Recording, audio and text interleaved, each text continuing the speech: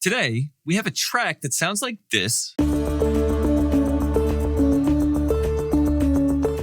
that I built, and then I had my buddy Kyle Turco add some acoustic guitars and some electric bass. And in this video, I want to walk you through my workflow for how I would kind of try to recreate the drum part, the drum tuning, the tones from Billie Eilish's Birds of a Feather. Now, the skill to hear a reference track like Birds of a Feather and recreate the drum part and the drum tones is a really valuable skill for drummers. And I think every drummer should have this skill if they plan on collaborating with any other musicians, whether that's in the studio or not. So picking a song and trying to recreate the drum tones is a great exercise. So that's why we're going to do this today. And I picked a Billie Eilish song for a couple of reasons. And the first is, if you don't already know, Billie Eilish regularly and almost exclusively works with her brother Phineas to produce these tracks. And Phineas's contribution as a producer on these songs is really, really incredible, whether it's comping together like a million vocal takes that Billie does, or it's finding a really, really minimalistic but beautiful accompaniment for a ballad, or it's finding some weird little percussion sound and using that in a track. When you're on a street corner in Australia, you press the button, and then when the walk sign turns on, you hear this like rhythmic sound that I love and that Billie loved, and so we recorded it, and it sounds like this.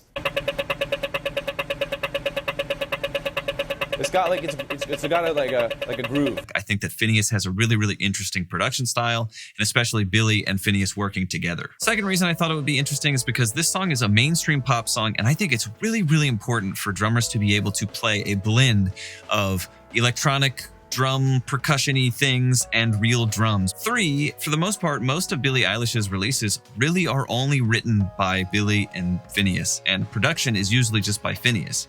And I think, you know, in a world where most pop songs have like 50 producers on them a lot of times, or 6 or 5 producers, for them to really just be a duo that work together is really interesting. And fourth, I actually was made aware pretty recently that there's a Mix with the Masters episode where Phineas breaks down this song, and Mix with the Masters shows you exactly how he did this drum loop. And I purposely didn't watch that. And I also know that Circle Drums is, I think, the sample pack that Phineas used in this stuff. I also know that there's videos out there related to that. And I didn't do any research on this because I don't actually want to know what they did. I've talked about this in other installments that I've done of, you know, kind of recreating drum sounds from famous songs. But I think it's a really worthwhile skill to try and do this without doing any research and just using your musical intuition and experimenting until you get close to the sound. Because when you're on a session, you won't have time to take a month to research a topic and find out what mics they used and where they placed them and all this stuff. You'll have to go, man, it really sounds like this. I think we can maybe get that because I've done that before with it. You have to use your instincts and intuition, and that's what we're going to do today. So I have my drums here all mic'd up.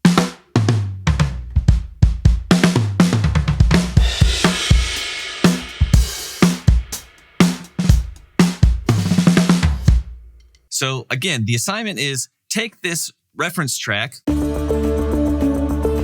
sounds like Birds of a Feather by Billie Eilish, and try to recreate the original drum tones from the recording. And we'll see how close we can get. And by the way, if you want the play along track and the, you know, whatever I end up with my final drums, that drum stem, if you want to download those for free, you can do that in the description below. You just put in your email, you'll get the .wav files and you can drop them in. There'll be BPM information so that if you want to play along to this track, you can do it, share it wherever you want. Or if you just want to hear my isolated drum sounds and dig into that, you can do that. Okay, so let's listen to this drum reference and see what it's doing. And while I take this listen, what I really want to listen for are the drum part, like what exactly are the drums playing? And then I also want to listen for a little bit of like the drum tone and things like that. And then I also want to listen for percussion. Are there percussion elements? Are there electronic drum elements in there that we'll need to do? So let's take a listen to this song.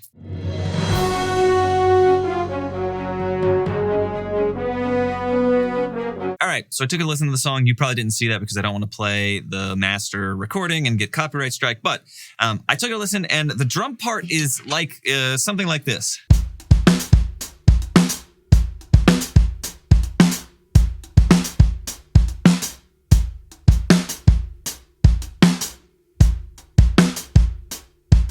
It's kind of a tricky little drum groove to kind of get to sit in the pocket. Basically, it's kick and snare. And then the hi-hat, it's really hard to hear because there's a tambourine doing 16th notes, but I don't actually think the hi-hats are totally doing 16th notes. It really sounds like the hi-hats are playing a broken up kind of pattern.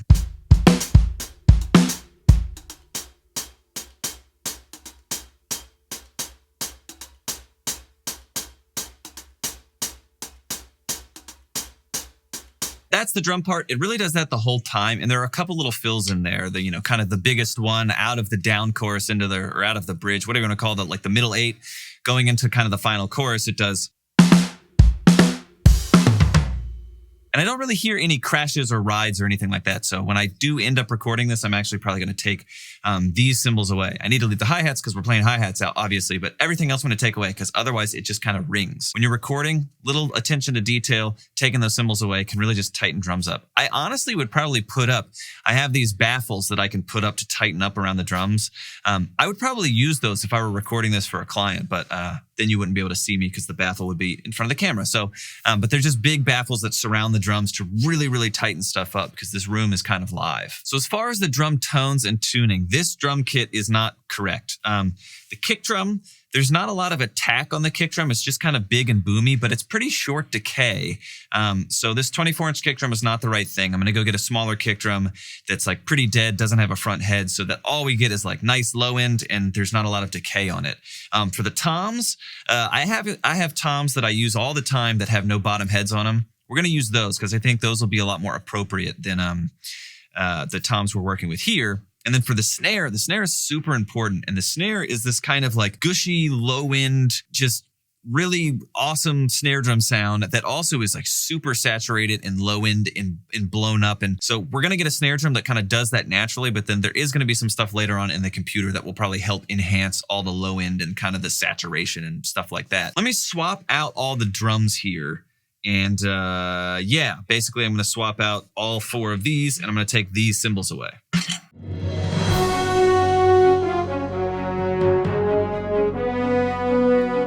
All right, so I'm back and now we have a pretty much completely different kit. So now we have this old 1970s Kent drum. It's got the original head on it. It has no front head. It's got stuff stuffed into it.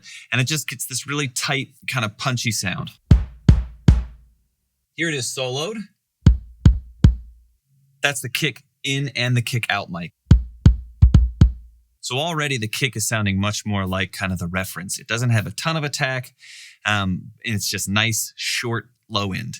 The snare drum, this is the Acrolite. It's got 1, 2, 3, 4, 5, 6, 7 pieces of gaff tape on the top head. Each piece of gaff underneath it has a little folded up piece of paper towel. It's a ton of dampening on the top head. I even have a little piece of shirt that's adding more. The internal muffler on the Acrolite is also there. And then the top head is tuned super low. I would say all of the lugs are just above finger tight. And then there's a couple lugs that have no tension at all.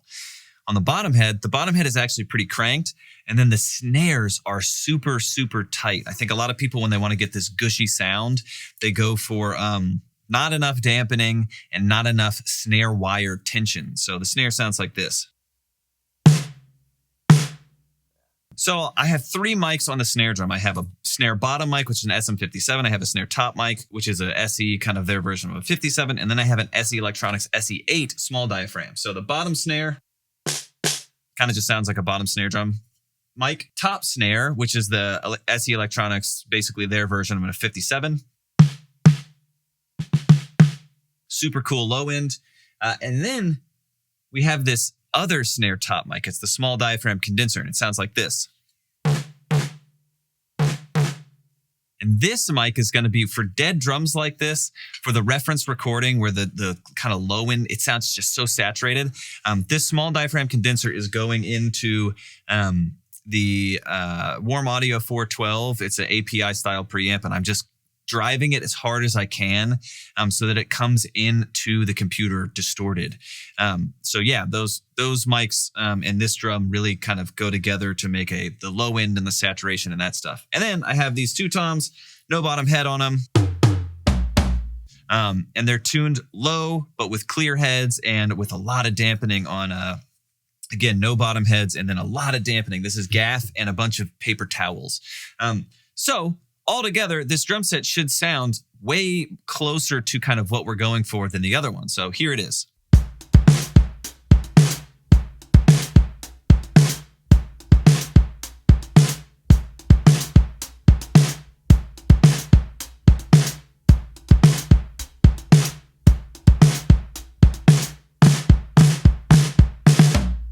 Before I actually record this, I actually already added a tambourine.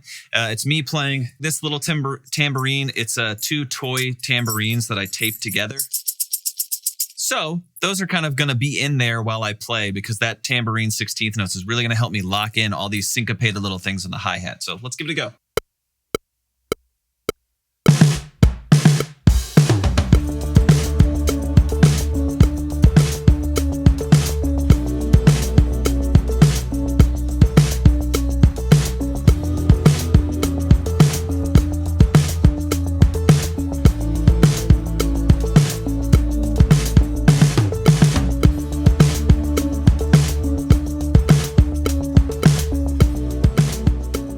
All right, so that is pretty much it for the drum part. Now we're gonna hop over to the computer and I'll show you anything I did in the mix to kind of get it that next level. But I just can't stress to you all enough in doing this that so much of getting the, this vibe correct, and this goes for pretty much any song, is making sure that the drums sound more like the recording just right out of the gate. Like if you go back and listen to kind of the drums that I was using before,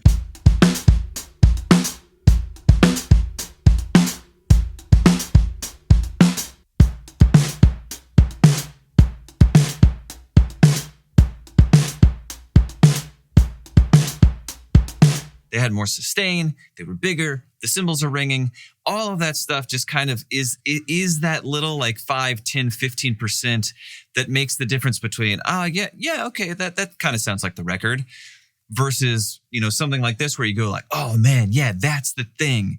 It really is about getting the drums and the source correct. I didn't switch out any of the other mics. I didn't do anything. I took away stuff and I just made sure that the drums that I had were tuned exactly like kind of what the vibe we're going for is. And so much of that is the kind of trick. All right, so I'm over at the computer and I just want to walk you through some of the things that stuck out to me as I was trying to mix this. So here in Pro Tools, as you can see right here are the tracks. It's bass, soft stabs, piano, a little bit of acoustic guitar. So the track sounds like this.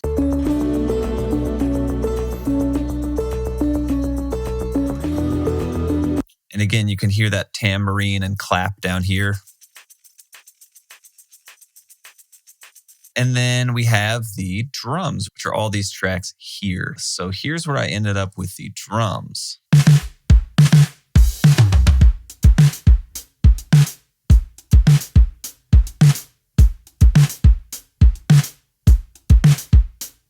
So some of the stuff that stuck out to me, the snare drums are really where a lot of work happened. The top snare mic still, which is the 57 one, still kind of sounds like a snare mic.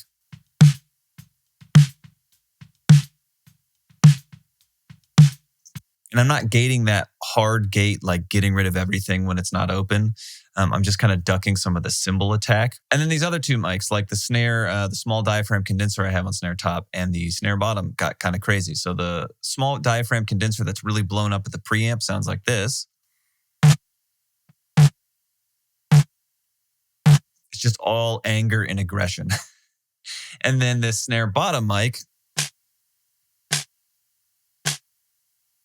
so I felt like in the reference, there was just this kind of strange mid-rangey, like 400, 500. And if you've watched the 1975's kind of recreation of I'm in Love with You, those drums also had kind of this boxy snare drum tone to them. And I think that's because when you're this controlled with the snare drum about adding just enough of that kind of 400 or 500 or 600 hertz in there, you can be really controlled with it. And it just gives the drum kind of a nice, an interesting character, and it punches through the mix, and you're not getting in the way of the vocals. The only other things are, I almost never use a hi-hat mic, but in this one, it's pretty significant. And